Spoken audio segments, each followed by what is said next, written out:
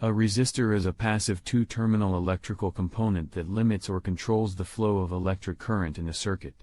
It is designed to have a specific resistance value, which is measured in ohms.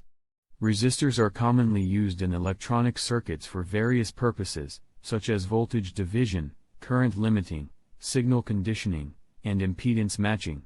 Resistors are typically made of materials that have high resistance, such as carbon composition, metal film, or wire-wound materials. The resistance value of a resistor determines how much it resists the flow of current. A higher resistance value means a greater opposition to the current flow, while a lower resistance value allows more current to pass through.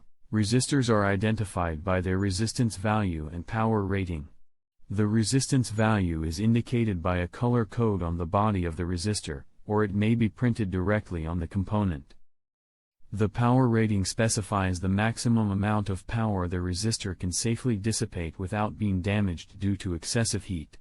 Resistors come in various shapes and sizes, with the most common being cylindrical or rectangular. They can be through-hole components, where their leads are inserted into holes on a circuit board, or surface mount components, which are directly mounted on the surface of the board. Overall, resistors are fundamental components in electronics, providing control and manipulation of electric current in circuits.